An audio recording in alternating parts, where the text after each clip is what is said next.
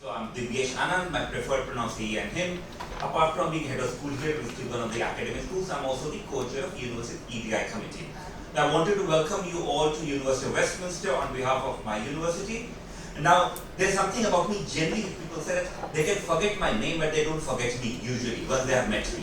That's not only because I'm one of the most colorful person you see, some of you are, right?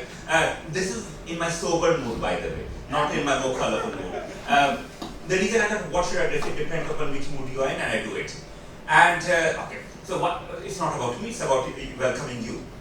Now, our university, I mean, it was a short notice, but we are very committed to, of course, making society, our institution, experience of our students and colleagues, but more crucially, society more inclusive, more diverse, and more equitable. I'm starting with that because sometimes you notice people talk of sustainability, climate change, etc., but they forget that you can't have struggle for a better future without also acknowledging the serious inequities within. Right? So I said, I'm not the person in charge of SDG, Sustainable Development, I'm of EDI, but we do things together. So what I noticed at my university, I said, we are very committed, there's a very top-down commitment, our Vice Chancellor is very passionate about it, and things are changing in the right direction. Not at the pace we'd like it to, but it's changing. Now, what I noticed, of course, was while we had commitment at high level, and we had strong actions, and we acknowledged as one of the best universities in the world on some sustainable development goals, that I found that a lot of people did not coordinate with each other. So we have got biologists working on something, we have got architects working on something else, we have got political scientists, I'm a political scientist working on something else, and there's hardly any conversation. So I organized first university's workshop on SDGs, SDG rather than climate changes, to look at going beyond acronyms and how to work together. 90 people came together. Most academics of our university did not know each other than maybe on social media or just by name. And what I found since then was so many of them saying that now we are working together. Working together doesn't mean we have projects together, but there's something shared. So if I am a politician, I need something from you as a biologist, I can come to you. So what we realize, of course, is the value of working together. The reason I say that is, of course, because I was speaking to Bank earlier only for a couple of minutes. I said is, we'd like more of these things. We'd like to acknowledge, of course, there's a problem, we know there's a problem, but how to work better together. So rather than us hosting you and providing you with whatever facility, it should be more than that. How can we work with you? I know it's easier said than done. It's a nightmare often to organize things together. But anyway, but what we'd like is a planning stage. How can we get our students to work with you in planning for the future, right? For planning events. That's one way in which we can partner. So other than, of course, hosting, which we have lovely campus, by the way, there is also intellectually and politically how to work. So as academics, but also more crucial as students.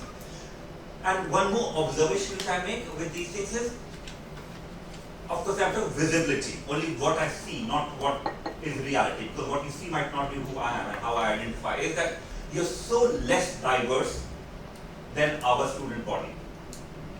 Right? And when you look at climate assembly, I've got colleagues who work on it very passionately, is the sheer whiteness of it. As a sheer whiteness, so when I came here, I'm much more relieved than I would when I'm going to some other assemblies. And the reason for that is, of course, Westminster is more diverse.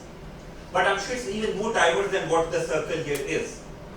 So what can we do about fight against climate injustice, climate crisis, where we take together and we take with us people from all different communities, including those who feel that this is not the immediate priority.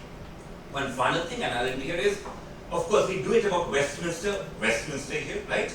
But Westminster broadly, the country, beyond it. The action here, to what extent can you make actual difference in the country? When you have a government or a political class that can pay lip service from time to time, but is, let's say, politely, I don't know how many of you have got politics, it doesn't matter. I don't know how many of you are married to a billionaire or represent the interests of billionaires, let's say, right?